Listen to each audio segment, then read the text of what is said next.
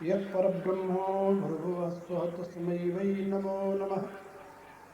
ॐ विश्वानिदेव सवितर्दुरितानि परास्व यदभद्रं तन्मयास्व। ॐ भूर्भुवस्सुः तत्सवितुर्वरेण्यं भर्गो देवस्य धीमहि धियो यो नः प्रचोदयात्।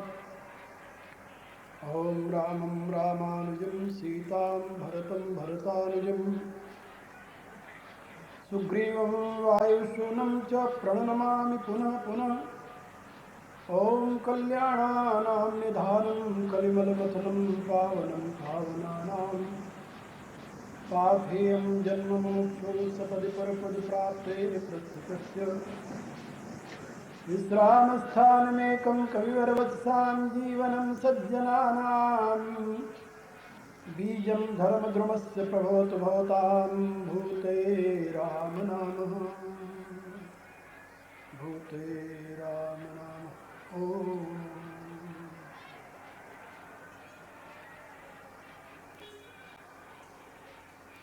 परावर रूप में उपस्थित मेरी प्रिय आत्माओं, करुणा निधान भगवान श्री राम की करुणा आप सभी के लिए कल्याण का सृजन करती रहे, यह मेरी आंतरिक शुभकामना।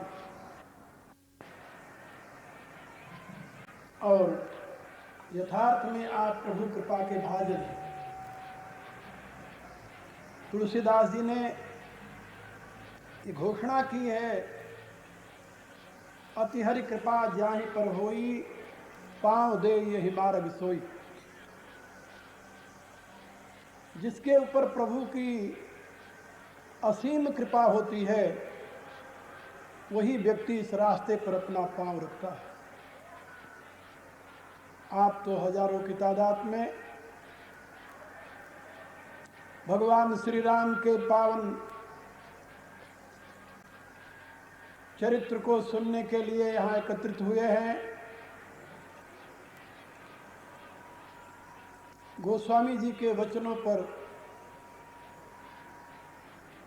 अटूट विश्वास रखते हुए मैं आप लोगों से कह रहा हूँ कि आपके ऊपर भगवान श्री राम की कृपा है।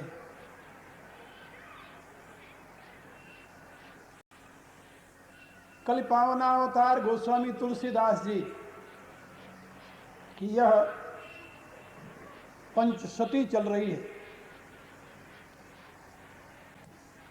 संवत 1554 श्रावण शुक्ला सप्तमी के दिन उनका आविर्भाव हुआ था और ये 2053 चल रहा है।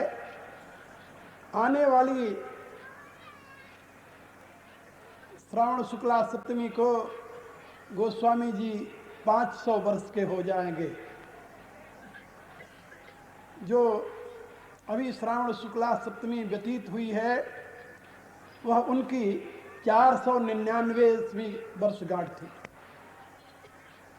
ब्रह्मर्षि मिशन के माध्यम से देश और विदेश में हम गोस्वामी जी की पंचशती मना रहे, 500वीं वर्षगांठ।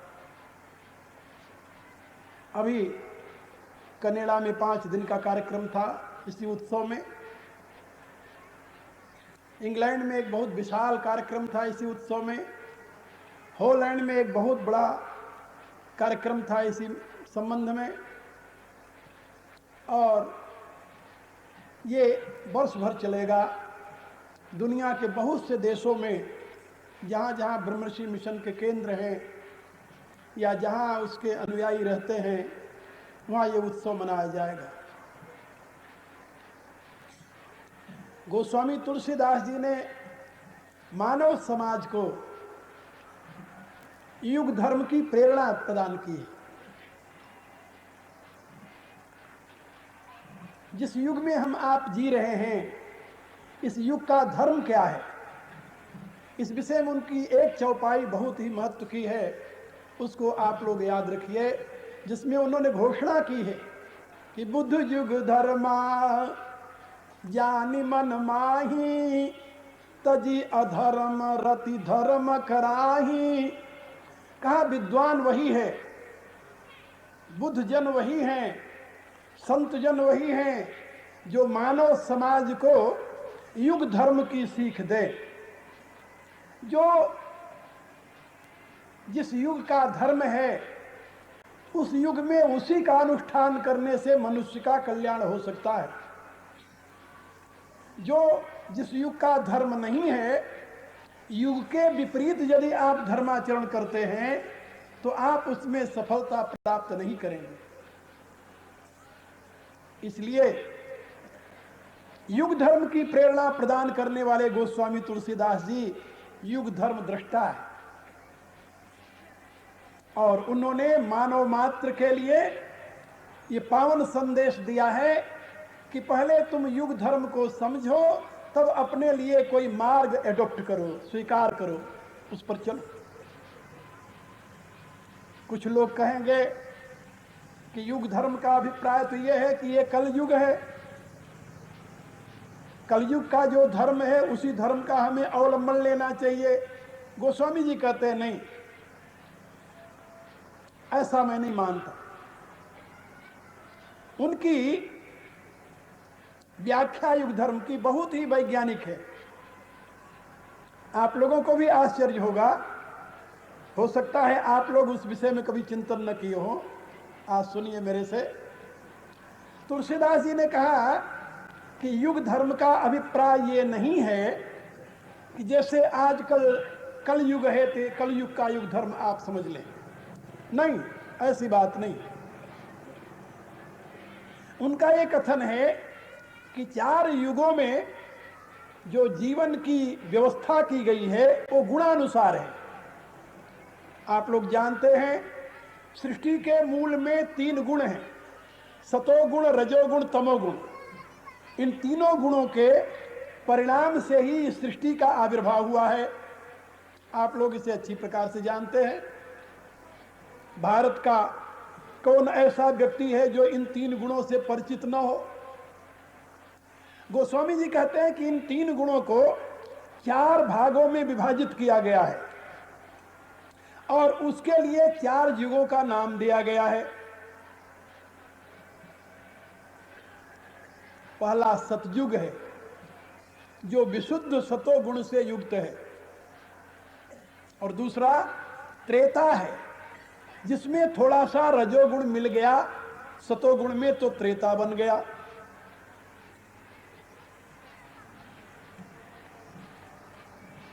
तीसरा युग द्वापर है, उस द्वापर में थोड़ा सा तमोगुण मिल गया और सतोगुण थोड़ा सा मिल गया, रजोगुण की प्रधानता हो गई तो द्वापर बन गया। और जहां तमोगुण की प्रधानता है उसमें थोड़ा सा रजोगुण मिला हुआ है, वो कलयुग है। हर एक व्यक्ति के जीवन में इन तीनों गुणों की क्या स्थिति है वह अपने क्रियाओं से अनुभव कर सकता है और उसी के अनुसार उसके लिए धर्म की व्यवस्था की गई है। आपकी बुद्धि यदि सतयुग में है तो आपके लिए सतयुग का धर्म उपयोगी होगा। यदि आप में त्रेता की अवस्था है तो त्रेता का धर्म आपके लिए उपयोगी होगा। यदि आप में द्वापर की स्थिति है तो द्वापर का धर्म आप अपना लें, और यदि आप कलयुग में हैं तो कलयुग का धर्म अपना लें। गोस्वामी जी ने यह भी बताया कि हर एक व्यक्ति के जीवन में चारों युग घूमते रहते हैं। हो सकता है आपके जीवन में कभी सतयुग हो, कभी त्रेता आ जाए, कभी द्वापर आ जाए, कभी कलयुग आ जाए, आपके एक ही दिन में चारों युग घूम जाए, संभव है। गोस्वामी जी से पूछा गया कि प्रभु हम कैसे जाने कि इस समय हम किस युग में रह रहे हैं, तो उन्होंने उसका लक्षण बताया। उनके शब्दों में सुनिए आप। उन्होंने कहा शुद्ध सत्व समता विज्ञाना कृत प्रभाव प्रसन्न मन जाना। का जिस समय सतोगुण का प्रवाह आपके चित्त में चलेगा उसमें आप में 3 विशेषताएं प्रकट होंगी। कौन कौन सी? शुद्ध सत्व, समता विज्ञाना, जब शुद्ध सत्य का प्रवाह चलेगा आपके चित्त में तो आप में समता की भावना जागृत होगी, समता की, विषमता आपसे दूर होने लगेगी और आप में विज्ञान का प्रकाश होगा, विज्ञान का। और इसके साथ ही आपके जीवन में प्रसन्नता का प्रकाश होगा। शुद्ध सत्व समता विज्ञाना कृत प्रभाव प्रसन्न मन जाना। मन की प्रसन्नता, ये तीन लक्षण है सतोगुण की, ये तीन लक्षण है सतयुग का। जब आप में सतयुग का प्राधान्य होगा तो आपके चित्त में समता होगी, आपकी बुद्धि में विज्ञान का उदय होगा और आपके चित्त पर, आपके मुखारबिंद पर हमेशा प्रसन्नता। ये जो आप उदास हो जाते हैं, निराश हो जाते हैं, फ्रस्ट्रेटेड हो जाते हैं, ऐसी स्थिति नहीं आएगी। आपके मुख पर हमेशा प्रसन्नता छाई रहेगी। ये सतोगुण का अथवा सतयुग का लक्षण है। जब आपके दिमाग में विषमता का प्रवाह चले तो आप समझ लेना कि अब सतयुग आपके जीवन में नहीं रहा। यदि आप ये सोचते हो कि कलयुग एक ऐसा युग है जो चल रहा है और इस कलयुग में जो कलयुग का धर्म है वही होगा, यदि ऐसा निश्चय होता तो हजारों की तादाद में यहां बैठ करके आप मेरी कथा न सुनते, क्योंकि कलयुग में इसके लिए कोई व्यवस्था नहीं है। बात समझे? कलयुग में इसके लिए स्थान नहीं है, कलयुग में इसके लिए व्यवस्था नहीं है, इसके लिए प्रेरणा नहीं है। कलयुग का तो रूप ही अलग है, उसकी बातें भी बताऊंगा आपको। लेकिन पहले आप इसे समझिए कि सतयुग का लक्षण क्या है। यह सतयुग का लक्षण है जब आप में समता की अनुभूति हो। आप ये महसूस करें जैसी मेरी आत्मा है ऐसे सबकी आत्माएं हैं, जैसे मेरा सुख दुख है ऐसे दुनिया में सभी प्राणियों का सुख दुख है। यदि मुझे कोई सुई चुभोए तो दर्द होता है, ऐसे दूसरे प्राणी को सुई चुभोने से भी दर्द होता होगा। जब ऐसी भावना आप में आएगी तो आप हिंसा से दूर हो जाएंगे। ऐसी भावना आएगी तो आप दूसरे की निंदा से दूर हो जाएंगे। ऐसी भावना आएगी तो दूसरे की बुराई से दूर हो जाएंगे। ऐसी निंदा आएगी तो दूसरे को धोखा देने से दूर हो जाएंगे। यानी ये सारे जो डेमोनिक क्वालिटीज हैं, यानी राक्षसी वृत्तियां जो हैं, ये सब आपके जीवन से चली जाएंगी और आप में विज्ञान का उदय होगा। विज्ञान माने आत्मा और परमात्मा की एकता की अनुभूति को हमारे यहां विज्ञान कहा गया है। विज्ञान का वैसे स्वरूप क्या जानते हैं? ये जो भौतिक विज्ञान है इसका भी यही लक्षण है। विज्ञान का सीधा सा अर्थ होता है कार्य कारण के यथार्थ स्वरूप का बोध। कार्य और कारण के यथार्थ स्वरूप का बोध यह विज्ञान का मोटा सा लक्षण है। अब मटेरियल वर्ल्ड जितना है, ये जो दिखाई दे रहा है, इसके कारण को तलाश करना ये भौतिक विज्ञान हो गया।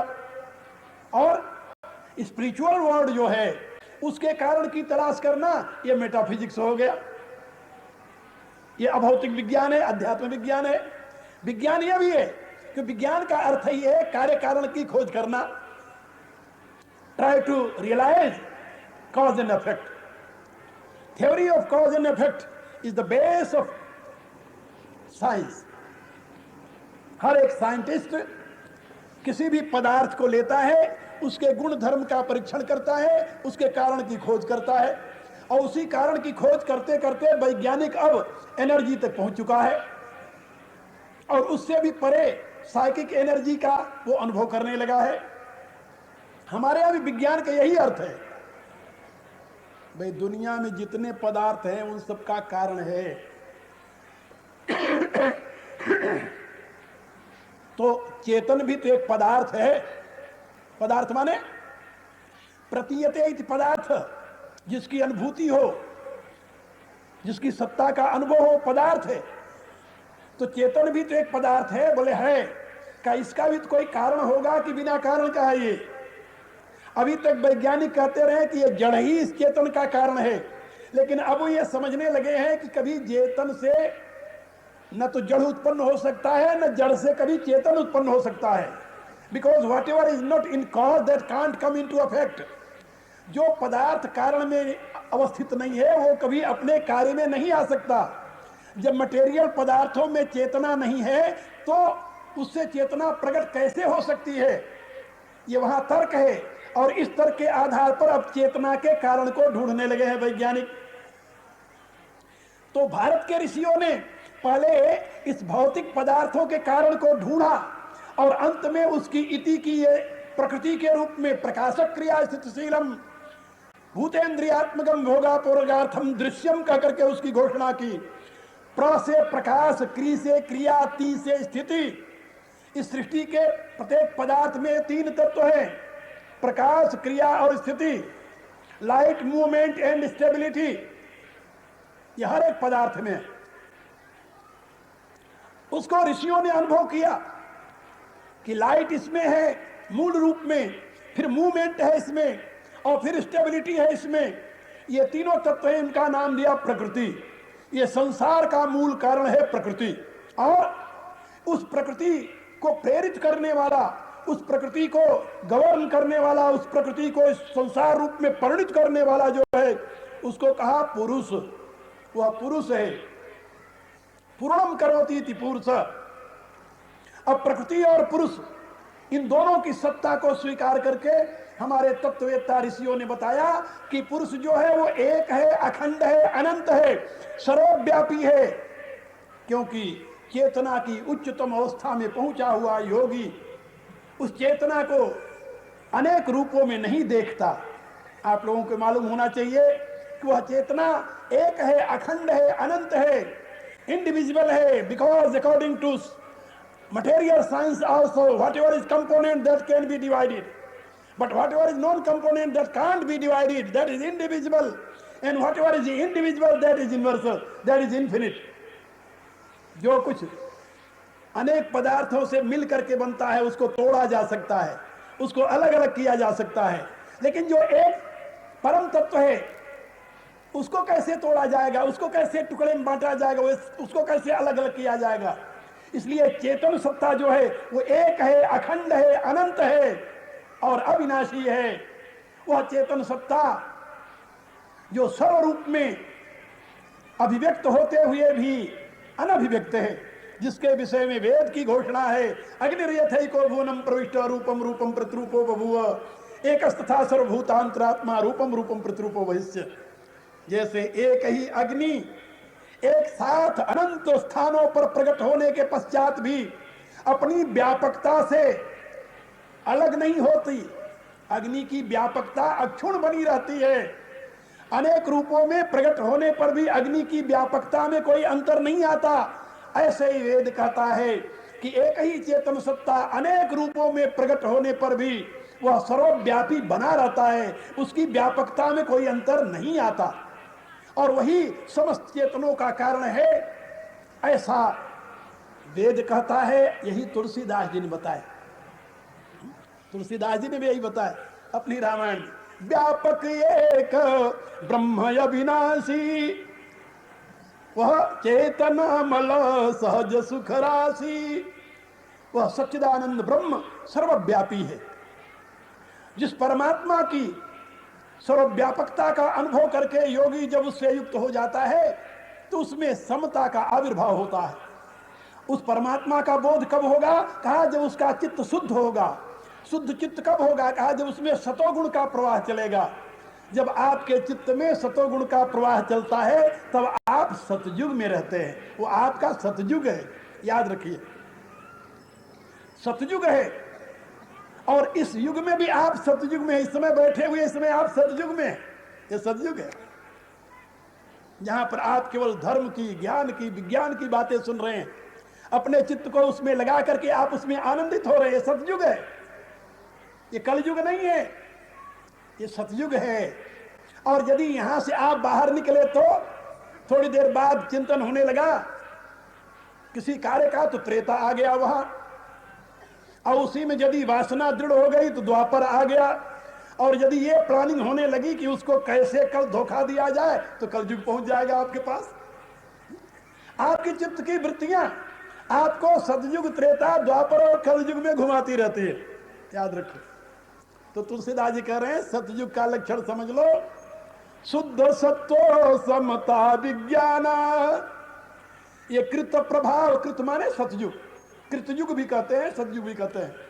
कृत प्रभाव प्रसन्न मन जाना, और इसके पश्चात आया त्रेता, सत्व बहुत कछु रज रति कर्मा, सब विधि सुख त्रेता कर धर्मा। जहां सतोगुण की प्रधानता है लेकिन थोड़ा उसमें रजोगुण आ गया, थोड़ा रजोगुण आ गया, अब कर्म में प्रवृत्ति हो गई। वह कर्म लोक हितार्थ है, स्वार्थ युक्त नहीं, लोक हितार्थ कर्म में प्रवृत्ति हो गई। तुलसीदास जी कहते हैं ये त्रेता युग आ गया आपके जीवन में।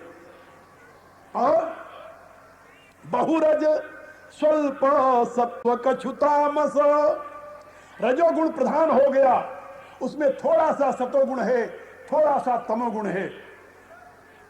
ये द्वापर धर्म हर्ष भय मानस, अब आपके जीवन में हर्ष आया और भय आया। भयभीत भी है आप और प्रसन्न भी है। जब सतोगुण की छाया पड़ी तो प्रसन्न हो गए, जब तमोगुण की छाया पड़ी तो भयभीत हो गए, और जब रजोगुण में रहे तो कर्म में लगे रहे। तो ये आपके जीवन में द्वापर आ गया। कहा कलयुग कब आता है? कहा तामस बहुत रजोगुण थोड़ा, कलि प्रभाव विरोध चहुओरा। जब आप ये सोचने लगे कि सारी दुनिया मेरी दुश्मन, सारी दुनिया मेरी दुश्मन है, मैं तो सबके लिए बहुत अच्छा काम करता हूं लेकिन लोग मेरे को जीने नहीं देते, ये वृत्ति आ जाए आपके जीवन में, जब आप सारी दुनिया में अपने दुश्मनों को देखने लगे और आप ये सोचने लगे कि मैं तो सबके लिए बहुत अच्छा करता हूं लेकिन मेरे लोग मेरी अच्छाई के बदले मुझे बुरा करते हैं, ये समझ लेना अब कलयुग आ गया है। कलयुग का यही स्वरूप है। कलयुग में हर एक व्यक्ति अपने को अच्छा और दूसरे को बुरा समझता है, ये कलयुग का लक्षण है। सारे गुण जितने हैं वो सब मेरे में, और सारे दुर्गुण जो है दुनिया में भरे हुए हैं, ये कलयुग का लक्षण है। सतयुग का बिल्कुल उससे उल्टा लक्षण है। सतयुगी व्यक्ति ये सोचता है कि सारी दुनिया तो परमात्मा की विभूति है, परमात्मा के स्वरूप हैं, यहां कहां दोष है, दोष तो मेरे में है। अपने दोष और दूसरे को गुण को देखना सतयुग है, और अपने गुण की और दूसरे के दोषों का सदैव चिंतन करते रहना ये कलयुग है। इसलिए गोस्वामी तुलसीदास जी ने कहा कि भाई पहले अपने आप को देखो, तुम try to search your own self, turn your eyes inside and see your own self. अपनी आंखों को अंदर की तरफ ले जाओ और देखो कि तुम किस युग में रह रहे हो। अंधे होकर के किसी मार्ग को स्वीकार कर लेना धर्म की साधना नहीं है, याद रखना। जब अपने चित्त की अवस्था के अनुसार आप कोई साधन अपनाएंगे तब आपका उत्थान होगा। रहते हैं कलयुग में, साधन करें सतयुग का तो आपको कोई लाभ नहीं होगा, याद रखिए। इसीलिए हमारे यहां सनातन धर्म में हर एक व्यक्ति के लिए अलग अलग साधन की पद्धति समझाई गई। हमारे ऋषियों ने राजयोग, मंत्र योग, हठ योग, लय योग, ध्यान योग, ज्ञान योग, भक्ति योग, कर्म योग, अनेक प्रकार के योगों का जो उपदेश दिया वो किस लिए दिया? इसलिए कि वो जानते थे कि everybody has his own state of mind and he can act according to that. दुनिया में कोई ऐसा धर्म नहीं, कोई ऐसी साधन पद्धति नहीं बनाई जा सकती जो दुनिया के समग्र मानवों के लिए एक सा उपयोगी सिद्ध हो। इसलिए ऋषियों ने, तत्वदृष्टा महर्षियों ने इस सत्य को समझा और मनुष्य के लिए उसकी योग्यता के अनुसार उसके लिए साधन की व्यवस्था दी। आप निराकार की उपासना कर सकते हैं, आप साकार की उपासना कर सकते हैं, आप निराकार साकार की उपासना कर सकते हैं, आप साकार निराकार की उपासना कर सकते हैं। हमारे यहाँ एक ही परमात्मा अनेक रूपों में है, ऐसा संदेश देते हुए भी ये बात बताई गई कि भाई तुम्हारी उपासना का मार्ग तुम्हारी योग्यता के अनुसार निश्चित होना चाहिए। रामचरितमानस में गोस्वामी तुलसीदास जी ने युगों की ये व्याख्या करके समझाया करते और रोशनी समाप्त हो गई, अपन अंधेरे में पहुंच गए ना। ऐसे पता नहीं कब इस जीवन की लाइट गुल हो जाए, कुछ पता नहीं।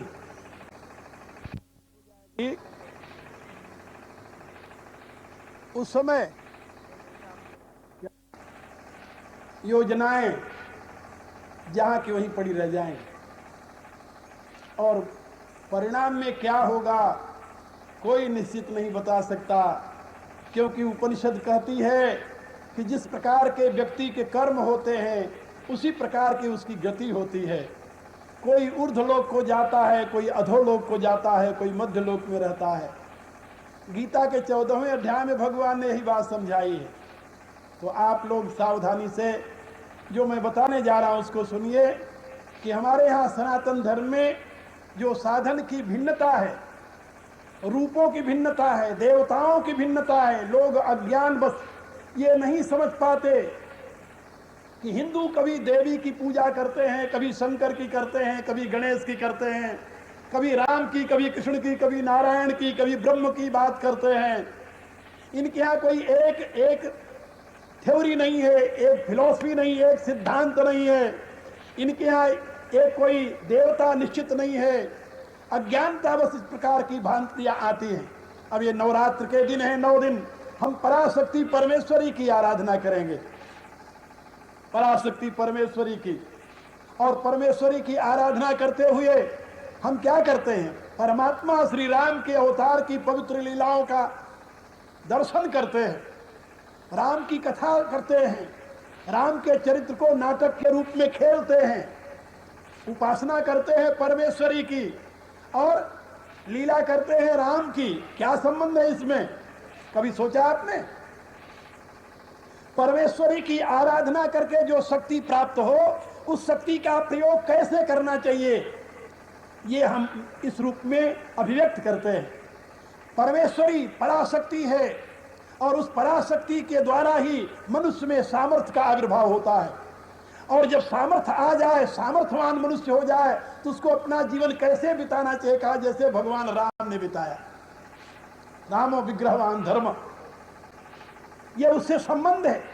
गोस्वामी तुलसीदास जी ने इस रामलीला का प्रारंभ इसीलिए किया था। ये रामलीला जो आजकल आप लोग खेलते हैं, देखते हैं, ये गोस्वामी तुलसीदास जी द्वारा प्रचलित किया हुआ क्रम है। रामायण के माध्यम से प्राप्त शक्ति के सदुपयोग की दिशा गोस्वामी जी ने हमें दी है। इसलिए अज्ञानी लोग ये नहीं समझते कि सनातन धर्म में इतने मार्ग क्यों हैं। अज्ञानी लोग ये नहीं समझते सनातन धर्म में इतनी साधनाओं की विधियां क्यों हैं। अज्ञानी लोग ये नहीं समझते कि सनातन धर्म का इतना व्यापक स्वरूप क्यों है। वो समझते हैं कि जैसे दुनिया में एक ग्रंथ है, उसमें एक पंथ है, उसमें एक देवता है, एक पैगंबर है। ऐसे सनातनियों में यदि होता तो सही धर्म होता, अन्यथा नहीं। ये अज्ञान की देन है।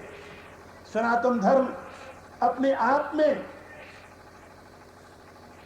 अनेक ऋषियों की अनुभूति का परिणाम है। यह किसी के द्वारा स्थापित नहीं किया गया। आप ये नहीं कह सकते कि सनातन धर्म की स्थापना करने वाले भगवान राम है या कृष्ण है या कोई देवी देवता है। नहीं, दुनिया में जितने प्रचलित धर्म हैं, इन सभी धर्मों के स्थापना करने वाला कोई व्यक्ति है।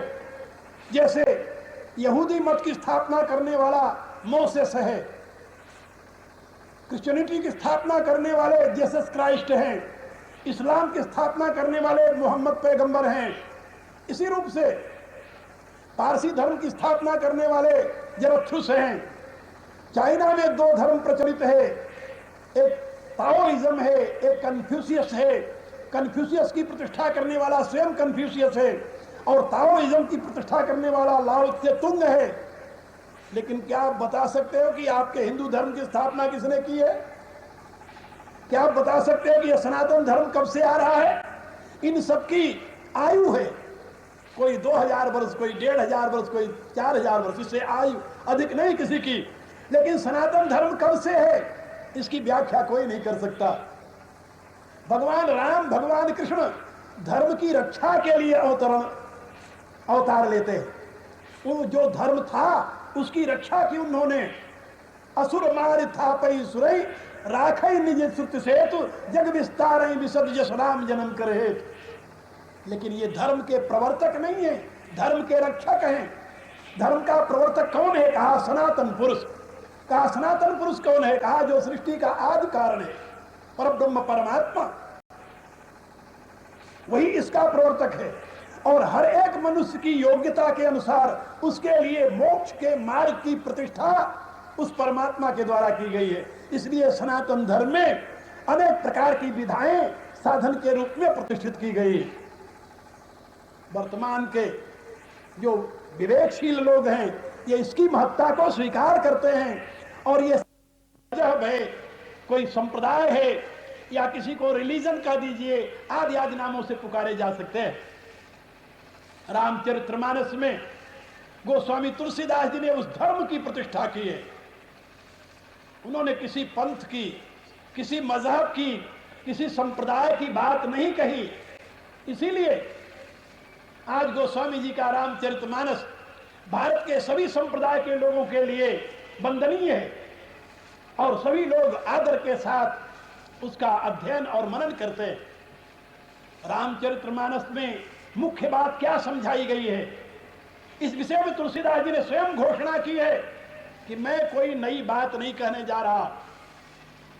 जो वेद प्रतिपादित सिद्धांत हैं उन्हीं सिद्धांतों की प्रतिष्ठा के लिए मर्यादा पुरुषोत्तम भगवान का अवतार हुआ था।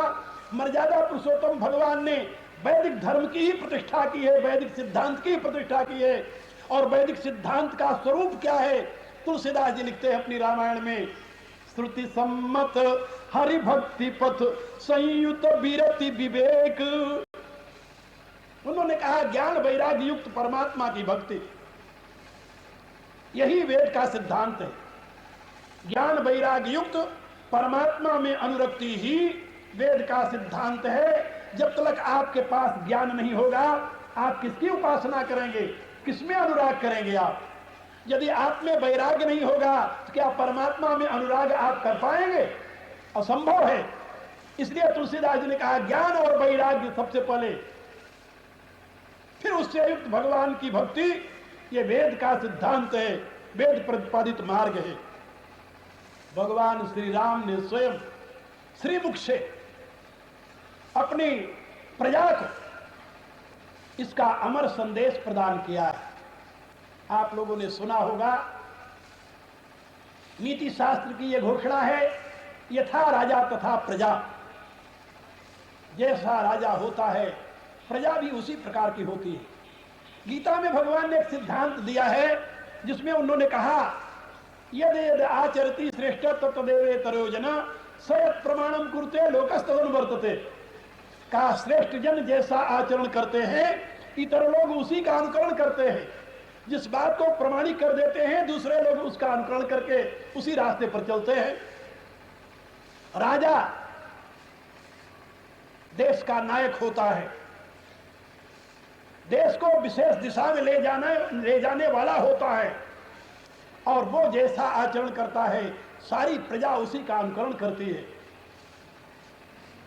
अभी 2-3 साल पहले की बात है, कोरिया में एक विश्व धर्म सम्मेलन हुआ। 130 देशों के लोग उसमें भाग लिए। भारतीय धर्म का प्रतिनिधित्व करने का सौभाग्य मुझे मिला। वहां पर मैंने उस धर्म सभा में एक प्रश्न रखा जिसका 130 देशों के विद्वानों ने समर्थन किया, अनुमोदन किया। और वो प्रश्न मेरा ये था कि दुनिया में जितनी सरकारें हैं सभी सरकारों के पास 5 प्रकार के कार्यक्रम हैं, 5 प्रकार के कार्यक्रम, और उसके लिए जितनी उनकी आय है, व्यवस्था है, सब उसी में व्यय होती है। तो कौन से कार्यक्रम हैं? अपने देश के नागरिकों को रोटी मिल जाए, उनके लिए वस्त्र मिल जाए, उनके लिए आवास मिल जाए, उनके लिए बाहर की सुरक्षा हो जाए, उनके लिए अंतर का न्याय मिल जाए। ये 5 चीजें, ये सारे सरकारों की, दुनिया के सारे सरकारों की ये जो मूल आधार भूमि है वो इन 5 पर अवलंबित है। देश के नागरिकों को न्याय मिल जाए, आंतरिक सुरक्षा जिसे कहते हैं, और बाहर के आक्रमण से उनकी रक्षा हो जाए, और रोटी कपड़ा और मकान की व्यवस्था हो जाए। सरकार को इससे सिवा और कुछ नहीं चाहिए। और सारी योजनाएं इन्हीं 5 के इर्द गिर्द होती हैं, सभी देशवासी जानते हैं। क्या किसी देश के सरकार के पास यह भी योजना है कि उस देश के नागरिकों को सभ्य कैसे बनाया जाए, उनकी आर्थिक उन्नति कैसे की जाए, उनके आंतरिक शांति और व्यवस्था की कोई उपाय है किसी सरकार के पास? कोई नहीं है। मनुष्य रूप में जो पैदा हुए हैं उनमें मनुष्यता का संस्कार कैसे दिया जाए, है किसी सरकार के पास इसकी योजना? कोई नहीं है। फिर ये काम कौन करेगा? ये मेरा प्रश्न था वहां पर। सभी ने कहा कि आप बताइए, आपके सिद्धांतानुसार ये काम किसका है?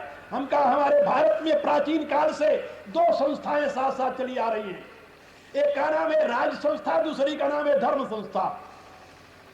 ये दोनों संस्थाएं साइड बाय साइड अनादिकाल से भारत में चली आ रही हैं। राज संस्था ने इन 5 प्रकार के कार्यों को अपनाया और धर्म संस्था ने मनुष्य में मनुष्यता की प्रतिष्ठा का कार्य अपने जिम्मे लिया। इसलिए एजुकेशन का सारा कार्यभार प्राचीन भारत में ऋषियों के हाथ में होता था, सरकार के हाथ में नहीं। जब से एजुकेशन का सरकारीकरण हुआ तभी से मनुष्य में मनुष्यता के संस्कार का समापन हो गया। और आप लोग देख रहे हैं, स्कूल से लेकर यूनिवर्सिटी तक कहीं भी ऐसा स्थान नहीं है जहां मनुष्य को मनुष्य बनने के लिए प्रेरित किया जाता हो। मैंने उस धर्म सभा में कहा कि यह काम धर्म संस्थाओं को अपने हाथ में लेना होगा। मनुष्य में मनुष्यता का संस्कार कैसे दिया जाए। प्राचीन काल में हम देखते हैं कि भारत का सम्राट परम धार्मिक होता था और उसको धर्म का विग्रह कहते थे। महर्षि वाल्मीकि ने अपने राम को रामो विग्रहवान धर्म कहा।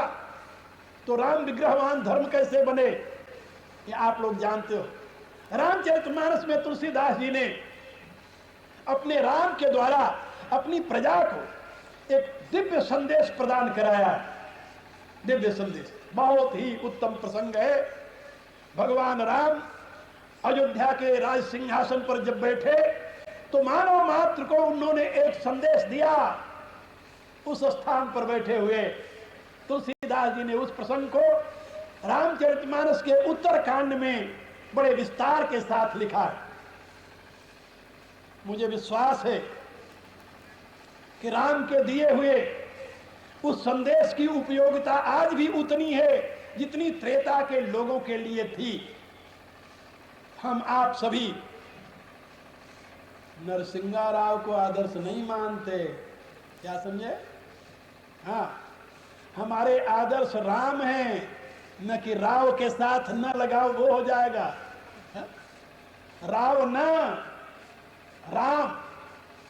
इसलिए आज भी हमें प्रेरणा प्रदान करने वाला राम का चरित्र है। हम राम को अपना आदर्श मानते हैं।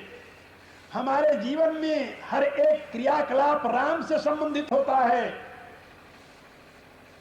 पता नहीं इधर की क्या प्रथा है, लेकिन हमारे यूपी में लड़का पैदा जब होता है तो उसमें राम के जन्म की गीत गाई जाती है। लड़के का जब विवाह होने लगता है तो राम सीता के विवाह की गीत गाई जाती है। किसी भी प्रकार का संस्कार होगा तो राम का वह संस्कार गाया जाएगा।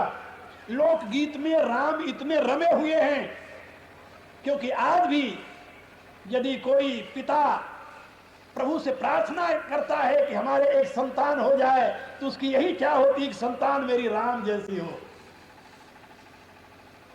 इतना ही नहीं, कोई पत्नी अपने लिए यदि उत्तम पति की कल्पना करती है तो राम जैसे पति की। कोई भाई अपने लिए भाई की कल्पना करता है तो राम जैसे भाई का। और मैं तो यह भी कहूंगा कि यदि कोई शत्रु अपने शत्रु की कल्पना करेगा तो राम जैसे शत्रु का ही करेगा। जहां पूर्ण आस्था के साथ राम रावण का भी अहित नहीं चाहते। और प्रजा तो हमेशा, भारत की प्रजा तो सदैव राम ऐसे राजा की कल्पना करती रही है। महात्मा गांधी से पूछा गया कि यदि भारत स्वतंत्र हो जाएगा तो आप किस प्रकार का शासन देंगे अपनी जनता को? उन्होंने कहा राम राज्य का। अपने सपनों के भारत में वो महात्मा गांधी ने राम राज्य की कल्पना की है। लेकिन 47-48 वर्षों में राम राज तो नहीं आया, 49 वर्षों में, लेकिन रावण राज्य कई बार आ चुका है, आप लोग अच्छी प्रकार से जानते हैं। हा? लेकिन हम आपके लिए जीवन का प्रेरक राम राज्य है। भगवान राम ने अपनी प्रजा को क्या संदेश दिया है उसको आप लोग सुनिए। मैं आप लोगों के यहाँ पर, आज का दिन तो पूरा हो रहा है, आप लोगों के यहाँ पर मैं 8 दिनों में भगवान राम द्वारा दिए गए दिव्य संदेश प्रजा के लिए, मानव मात्र के लिए, श्री रामचरितमानस के उत्तरकांड में जो है वो मैं आप लोगों को सुनाऊं। मुझे विश्वास है कि उससे आपको एक नई दिशा मिलेगी। गोस्वामी जी उस प्रसंग को प्रारंभ करते हुए लिखते हैं, एक बार रघुनाथ बुलाए। रघुनाथ हैं राम, इस समय रघुवंश में राज सिंहासन पर विराजमान हैं। वो परमात्मा बनकर के नहीं, भगवान बनकर के नहीं, एक अच्छे शासक बनकर के, राजा बनकर के। शासक शब्द का अर्थ शिक्षक भी होता है, ये बात याद रखो। शास धातु जो है ये शिक्षा के अर्थ में भी प्रयोग होती है और शासन के अर्थ में भी प्रयोग होती है। शासक एक प्रकार का शिक्षण ही होता है। मुख्यतः शासक का काम शिक्षण करना है और इसके विपरीत कुछ नहीं। अभी कुछ दिन पूर्व मैं इंग्लैंड में था, तो वहां कभी कभी मैं जेल में व्याख्यान देने जाता। वहां के जो जेल के अधिकारी हैं वो आमंत्रित करते हैं, तो मैं जेल में व्याख्यान देने गया। अभी 1 अक्टूबर की बात बता रहा हूं आपको। वहां जब गया तो मैंने, वहां का जो गवर्नर था जेल का, वो मेरे से पूछने लगा कि what is your ideology about these prisoners. मैंने उससे कहा, हम कहा कि देखिए, इन माई ideology prison is a center of education, not punishment. If you will think that these people are really wicked people, they did some wrong thing, and they are here only for punishment, then you can't treat with them in the proper way. यदि तुम ये सोचोगे कि ये prisoner जो हैं ये अपराधी हैं, बाहर अन्याय करके आए हैं, इनको दंड मिलना चाहिए, तो तुम इनके साथ अच्छा व्यवहार नहीं करोगे और इनमें कोई परिवर्तन नहीं आएगा। देन इनमें परिवर्तन नहीं आएगा, बल्कि ये और उग्र होकर के जब यहां से बाहर जाएंगे तो समाज के लिए अभिशाप सिद्ध होंगे। If you think that they are sick man, they are mentally sick really, because lust, greed, passion, anger, these all are mental diseases। हमारे यहाँ तुलसीदास जी ने इस सब को मानसिक रोग बताया है।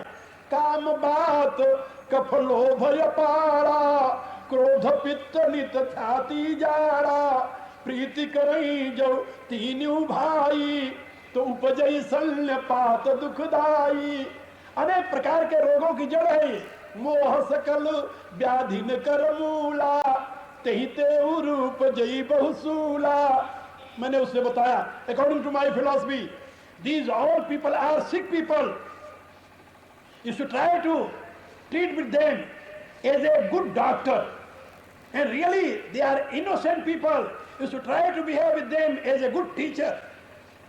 और उन कैदियों को भी मैंने कहा, हम कहा यदि तुम लोग ये सोचोगे कि ये हमारे दंड पाने का स्थान है, तुम्हारा सुधार नहीं होगा। यदि ये सोचोगे कि ये मेरे प्रशिक्षण का स्थान है, तुम्हारा सुधार हो जाएगा। You will be a good citizen when you will go outside from this place. मैं आप लोगों को ये बता रहा था कि जब मनुष्य ये सोचने लगता है ये विचार करने लगता है कि मैं शासक हूं और ये सब मेरे शासित हैं, मैं इनका स्वामी हूं, ये सब मेरे दास हैं, इसलिए इनका उपभोग करना मेरा अधिकार है, तो वह राजा राजा नहीं होता। क्या समझे? वह राजा राजा नहीं होता, उसको राजा कहलाने का अधिकार नहीं होता, वो शासक नहीं होता, वो शोषक होता है। जैसे आजकल के नेता भारत की जनता का शोषण कर रहे हैं, जोंक की तरह। जोंक को और बछड़े को उसी गाय के थन में लगा दीजिए, बछड़ा दूध पी लेगा और जोंक उसमें से दूध नहीं पिएगा, वो खून पिएगा। तो अच्छा शासक जो है वह तो बछड़े के समान होता है, वो प्रजा रूपी गाय का दूध दूहता है, ऐसा नीति शास्त्र में बताया गया है। लेकिन दूसरे प्रकार के जो शासक हैं वो बछड़े के समान नहीं है, वो जोंक के समान है, जो प्रजा रूपी गऊ के दूध नहीं निकालते, वो खून निकालते हैं, जैसे आजकल के हमारे नेता कर रहे हैं। इसलिए सावधान होकर के समझिए भगवान राम के उस पावन चरित्र को, जो उन्होंने अयोध्या की प्रजा को बुला करके और पूरे भारत की प्रजा के लिए एक अमर संदेश भेजा। तुलसीदास जी लिखते हैं कि एक बार रघुनाथ बुलाए, गुरु द्विजपुरवासी सब आए। जब रघुनाथ जी ने बुलाया सबको, बुलावा भेजा, आमंत्रित किया सबको, ब्राह्मणों को, विद्वानों को, ऋषियों को, पुरजनों को, सभी को आमंत्रित किया। राज दरबार लगा हुआ है, भगवान राम विराजमान हैं, उनके चारों तरफ उनके अंगरक्षक जो चवर लेकर कोई चवर डुला रहा है, कोई छत्र लिए हुए है, कोई उनकी रक्षा में आगे विनम्रता के साथ खड़ा हुआ बैठा हुआ है। वो दृश्य को जरा अपनी कल्पना में आप लाइए। और भगवान राम बड़ी विनम्रता के साथ हाथ जोड़ करके अपने सभी प्रजाजन के सामने अपना एक अमर संदेश प्रदान करने के लिए सबको बुलाते, और उनके निर्देशानुसार, उनके आज्ञानुसार या उनकी प्रार्थना पर तुलसीदास जी लिखते हैं, गुरु द्विज पुरवासी सब आए। उनके उस आमंत्रण पर गुरुदेव वशिष्ठ जी और इतना ही नहीं, अन्य जो गुरुजन हैं, ऋषिजन हैं, उनका एक समाज बैठा हुआ है, और एक तरफ विद्वानों का समाज बैठा हुआ है, एक तरफ पुरवासियों का समाज बैठा हुआ है। पूरी राजसभा भरी हुई है। संदेश केवल उन्हीं के लिए नहीं है, संदेश पूरे राज्य की जनता के लिए है। क्या आजकल कोई ऐसा राजा है, ऐसा शासक है जो अपनी जनता को उस प्रकार का दिव्य संदेश प्रदान करे जिस संदेश को देने के लिए भगवान राम ने अपनी प्रजा को बुलाया था? नहीं, नहीं। भगवान राम की ये प्रतिज्ञा है अपनी प्रजा के सामने, जब वो बैठे सिंहासन पर, तो प्रजा से प्रतिज्ञा की कि अनुज राज संपत्ति देही, देह गेह परिवार सनेही, ये मोहि प्रिय नहीं तुमहि समाना, निशान कहूं मोर यह बाना।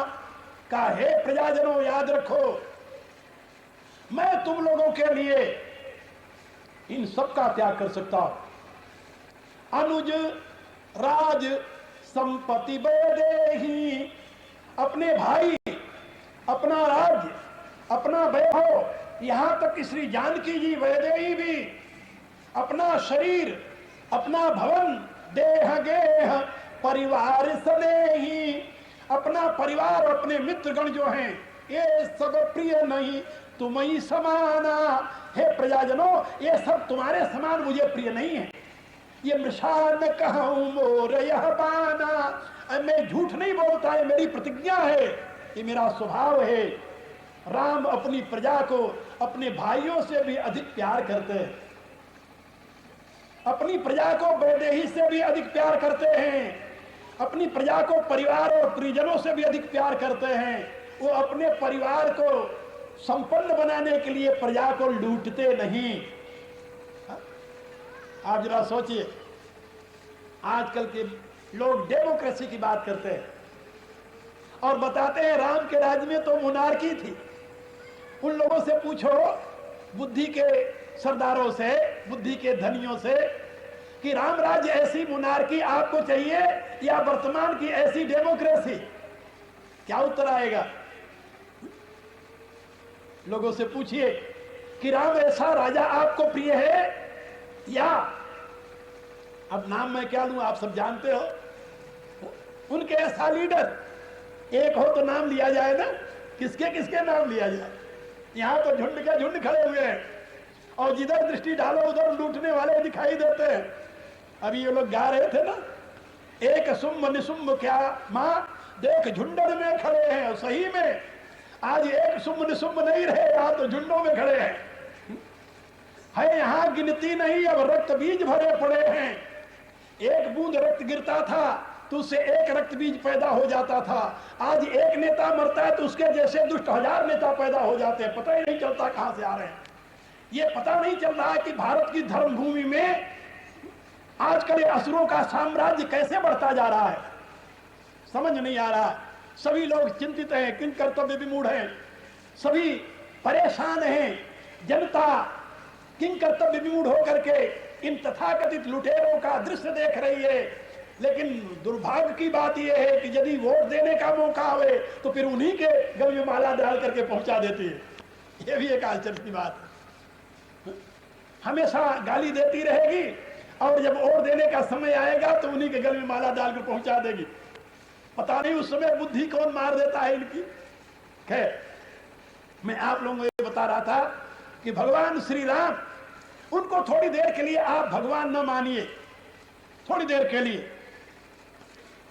हमारे यहां वेदांत की दृष्टि से केवल राम ही भगवान नहीं है, आप सब भगवान की विभूतियां। गीता में भगवान ने ये बात पहले कही, जब अर्जुन ने पूछा कि हे प्रभु, आपका कौन ऐसा रूप है जिसका मैं ध्यान किया करूं? तो भगवान ने कहा कि भाई सबसे पहले तो मेरा सर्वरूप में ध्यान किया करो, कि जो कुछ है सब मेरा ही स्वरूप है।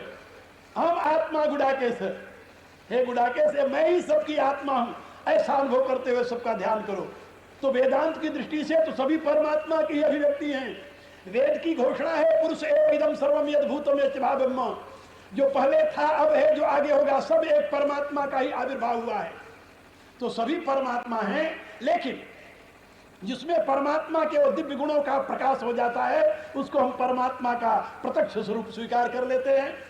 इसलिए राम ऐसे महापुरुष में परमात्मा के दिव्य गुणों का प्रकाश हुआ, हम राम को पूर्ण अवतार मान करके उनके चरणों में सर झुकाते हैं। लेकिन जब राम के जीवन को हम देखते हैं, उनके पावन चरित्र को देखते हैं, उसका चिंतन करते हैं, तो हम बड़े विश्वास के साथ आपसे कहते हैं कि राम परमात्मा है, इसमें संदेह नहीं। लेकिन राम का चरित्र परमात्मा का चरित्र नहीं है, क्योंकि राम ने परमात्मा का चरित्र नहीं किया, राम ने तो मानव चरित्र किया। तुलसीदास जी ने स्पष्ट शब्दों में लिखा है, करत चरित धरि मनुज तन सुनत मिटहि जग जाय। भगवान राम ने कहीं ईश्वर चरित्र नहीं किया, उन्होंने मानव चरित्र किया है। एक मानव को कैसा जीवन जीना चाहिए, यह भगवान राम ने करके दिखाया है। तो मैं आप लोगों से निवेदन कर रहा था कि जिस समय राज सिंहासन पर भगवान विराजमान हुए तो उन्होंने अपने अवधपुरवासियों को, गुरुजनों को, विद्वानों को, प्रजाजनों को आमंत्रित किया और सब आकर के उनकी सभा में बैठ गए। जब सभा में बैठे तो भगवान राम ने उनके लिए एक अमर संदेश प्रदान किया। वो कौन सा संदेश प्रदान किया? कहा, वो तो भगवान ने कहा कि कल बताना, आज 10 बज गया है, समय पूरा हो गया है, अब आप लोग प्रार्थना करेंगे और उसके पश्चात कल फिर मिलेंगे। आप लोगों को मालूम है दिन में यहाँ गीता पर और रात्रि में रामायण की ये व्याख्या हुआ करती है। तो आप लोग 8 दिन हैं और सुनिए आनंद से भगवान राम के दिव्य संदेश को हृदय में धारण कीजिए, प्रार्थना कीजिए और अपने घर जाइए। ओम भूर्भुवः स्वः तत्सवितुर्वरेण्यं भर्गो देवस्य धीमहि धियो यो नः प्रचोदयात्। सर्वे भवन्तु सुखिनः, सर्वे सन्तु निरामयाः, सर्वे भद्राणि पश्यन्तु, मा कश्चित् दुःखभाग् भवेत्। ओम पूर्णमदः पूर्णमिदं पूर्णात् पूर्णमुदच्यते पूर्णस्य पूर्णमादाय पूर्णमेवावशिष्यते। ओम शांति शांति शांति। आप लोग